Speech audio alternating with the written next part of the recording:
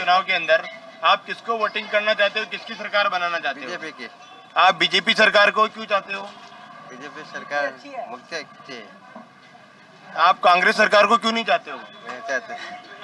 Sir नमस्कार। नमस्कार। आने वाले विधानसभा चुनाव के अंदर हाँ। आप किसको वोटिंग करना चाहते हो, किसकी सरकार बनाना चाहते हो? मैं तो भारतीय जनता पार्टी का कार्यकर्ता हूँ और समर्पित कार्यकर्ता हूँ और वापिस सरकार भारतीय जनता आप भाजपा की सरकार को ही इतना क्यों चाहते हो? चाहते हैं, शुरू से लगाव है भारतीय जनता पार्टी से। आप कांग्रेस को क्यों नहीं चाहते हो? नहीं चाहते, शुरू से चाह ही नहीं, चाहते ही नहीं है। चलो थैंक यू सर। आने वाले विधानसभा चुनाव के अंदर आप किसको वोटिंग करना चाहते हो, किसकी सरकार बनाना चाहते हो? अपने तो कांग्रेस सरकार है। क्या आप कांग्रेस सरकार को इतना क्यों चाहते हो? बहुत सारी गहलोत सरकार ने स्कीमें दे रखी है हर चीज़ की, इसलिए। आप भाजपा सरकार को क्यों नहीं चाहते हो? भाजपा सरकार को जाते हैं ना, लेकिन गहलोत सरकार ने बहुत सारी स्कीमें दे रखी है जो आने वाले विधानसभा चुनाव के अंदर आप किसको वोटिंग करना चाहते हो, किसकी सरकार बनाना चाहते हो? सरकार तो बीजेपी की बननी चाहिए। आप भाजपा सरकार को इतना क्यों चाहते हो?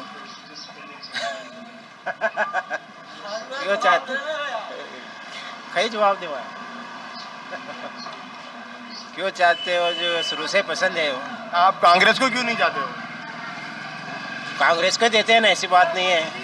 आने वाले विधानसभा चुनाव के अंदर आप किसको वोटिंग करना चाहोगे, किसकी सरकार बनाना चाहते हो? आप भाजपा जिंदाबाद। आप बीजेपी सरकार को इतना क्यों चाहते हो? बिल्कुल छावा है करा साहब।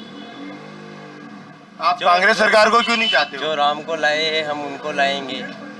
आप कांग्रेस सरकार को क्यों नहीं चाहते हो? कांग्रेस ने क्या दिया आपको? आने वाले विधानसभा चुनाव के अंदर आप किसको वोटिंग करना चाहोगे, किसकी सरकार बनाना चाहते हो? मैं बीजेपी सरकार बनाना चाहता हूँ। आप बीजेपी सरकार को इतना क्यों चाहते हो? क्योंकि उन्होंने काम किया है यहाँ पे। और आप कांग्रेस सरकार को क्यों नहीं चाहते हो? इस बार नहीं, इस बार कांग्रेस नहीं।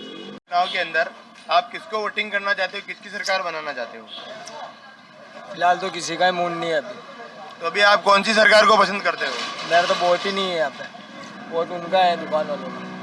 सर आप किसको वोटिंग करना चाहते हो, किसकी सरकार बनाना चाहते हो? हम तो सरकार तो कोई भी आए, हमें तो काम करना वाले चाहिए, चाहे कांग्रेस आओ चाहे बीजेपी तो आओ। अभी आप कौन सी सरकार को पसंद करते हो? भाजपा सरकार, कांग्रेस सरकार, आम आदमी, नोटा, कौन सी सरकार को पसंद करते हो? हम सबके लिए बराबर है। हम चाहते हैं परिवर्तन हो जाए तो बढ़िया है। अब आप देख लो किसको चाहते हैं किसको नहीं चाहते, उसी से। चलो थैंक यू सर। लोकसभा चुनाव के अंदर आप किसको वोटिंग करना चाहते हो, किसकी सरकार बनाना चाहते हो? बीजेपी की। लोकसभा चुनाव के अंदर आप किसको वोटिंग करना चाहते हो, किसकी सरकार बनाना चाहते हो? बीजेपी की सरकार बनाना चाहते हैं, आप बीजेपी सरकार को क्यों चाहते हो इतना? क्योंकि वो अच्छा काम कराते हैं, इसीलिए उसको ही चाहते हैं हम तो। आप कांग्रेस सरकार को क्यों नहीं चाहते हो? सर वो कुछ काम नहीं कराते इसलिए। आने वाले विधानसभा चुनाव के अंदर आप किसको वोटिंग करना चाहते हो, किसकी सरकार बनाना चाहते हो? सरकार तो भाजपा की बनेगी। आप भाजपा सरकार को क्यों चाहते हो इतना? इसलिए कि इसमें भ्रष्टाचार कम है। आप कांग्रेस सरकार को क्यों नहीं चाहते हो? इसलिए इसमें भ्रष्टाचार बहुत है। भ्रष्टाचार बहुत है कांग्रेस सरकार में। आने वाले विधानसभा चुनाव के अंदर आप किसको वोटिंग करना चाहते हो, किसकी सरकार बनाना चाहते हो? ये तो पता नहीं, लेकिन हम तो केवल राष्ट्रीय में वोट देते हैं बस। तो आप मतलब पसंदीदा सरकार तो होगी ना, आपकी सरकार को चाहते हो? नहीं, ये नहीं बता पाएंगे वो तो। चलो थैंक यू सर। सर नमस्कार। हेलो नमस्कार। नमस्कार। आप आने वाले विधानसभा चुनाव के अंदर किसको वोटिंग करना चाहते हो, किसकी सरकार बनाना चाहते हो? अब सरकार तो साहब देखा उठी है बताओ जी। अभी आप कौन सी सरकार को पसंद करते हो? देखा हूँ तो बन कहीं। आने वाले विधानसभा चुनाव के अंदर आप किसको वोटिंग करना चाहते हो, किसकी सरकार बनाना चाहते हो? जी पहले तो 2008 से मैं खानदानी कांग्रेसी हूँ। मेरे दादाजी, मेरे पिताजी, और इस चुनाव में जो सरकार बनी थी 2018, इसमें भी मैंने कांग्रेस सरकार को मत दिया था, कांग्रेस का काम किया था और राजेंद्र सिंह बिदुड़ी को विजयी बनाया था। लेकिन इन 5 सालों में विधानसभा का जिस तरीके से शोषण हुआ है, यहाँ गुंडा राज चला है, जिस तरीके से लूटमार की गई है, एक तरीके से बेगू विधानसभा को यूपी बिहार बना दिया गया है। मैं ही नहीं, इस क्षेत्र का कोई भी व्यक्ति इस राजेंद्र सिंह बिदुड़ी के पक्ष में नहीं है। कांग्रेस से किसी को बैर है या नहीं ये मैं नहीं कह सकता, लेकिन इस 5 सालों में तमाम इलाके की तालाब खोद के मिट्टी बेच दी गई, पूरे इलाके में जितने भी रेत के डंपर चलते हैं उनसे अवैध वसूली की गई। थाने डिपार्टमेंट को बंद कर दिया गया। टोटल इसके एजेंट बैठे रहते थे, एमएलए को वसूली की गई। लोगों की जितनी भी जमीनें थी उनको दरा धमका के उस पर कब्जे किए।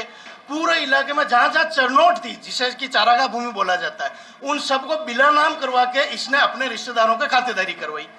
उसके बाद आप देख लो जितने भी साधन चलते थे यहाँ, जैसे काश्तकार है, किसान आदमी है, वो अपने पुश्तैनी जो जमीनें हैं उनकी बाप दादाओं से जहाँ खेती कर रहे हैं, वहाँ अगर वो ट्यूबवेल की लाइन लगवाता है तो आप लोग भी जानते हैं ट्यूबवेल की पाइपलाइन लगाने के लिए जेसीबी से खुदवाया जाता है, आदमी हाथ से खोदेगा नहीं।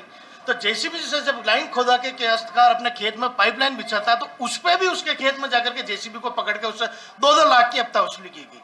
जिस किसान की फसल 1.5 लाख की नहीं हो पाती है, लाख की नहीं हो पाती 4 महीने में, वो किसान 2 लाख रुपए कहां से लाके देगा?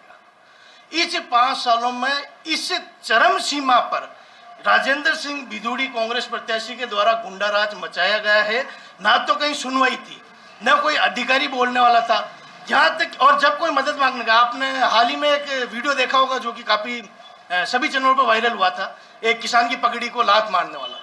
ये व्यक्ति यहाँ हमारे यहाँ गुजर समाज को वीर गुजर माना जाता है, क्योंकि गुजर कौम हमेशा से बलिदानी रही है, वीर कौम रही है। वो गुजर समाज के नाम पे यहाँ से वोट लेता है, और गुजर समाज का एक गरीब व्यक्ति इसके पास जब मदद मांगने जाता है जनप्रतिनिधि के पास, तो आपने वीडियो देखा होगा कि उसकी पगड़ी को लात मार के उछाला गया।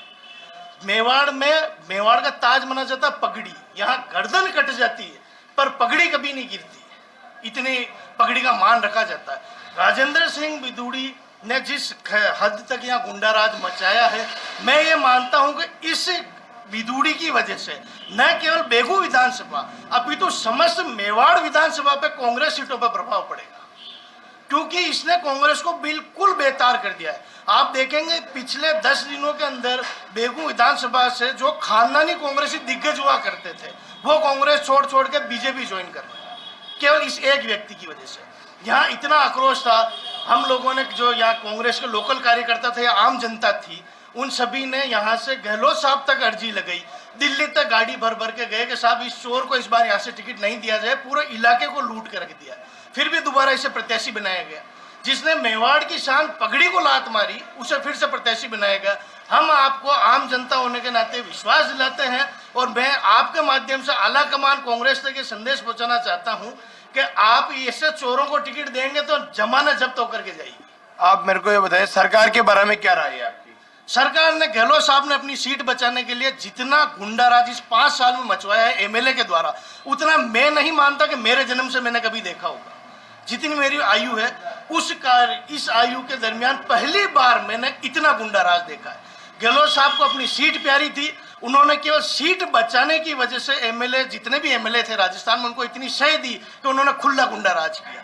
अगर गहलोत साहब चाहते तो इन पर लगाम लगा सकते थे। आज स्कूल में जो प्रधानाचार्य होता है उसकी जिम्मेदारी होती है पूरे छात्रों का डिसिप्लिन मेंटेन करने की। यदि प्रधानाचार्य ही चोर बन जाएगा तो फिर बच्चे क्या करेंगे?